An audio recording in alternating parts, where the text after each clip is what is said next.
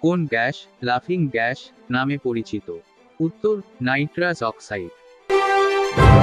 Drain of wealth গ্রন্থটির রচয়িতা কে? উত্তর, দাদাভাই নৌরোজি।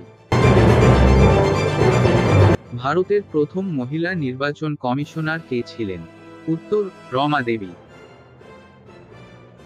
ভিনেগারের রাসায়নিক নাম কি? উত্তর, অ্যাসিটিক অ্যাসিড।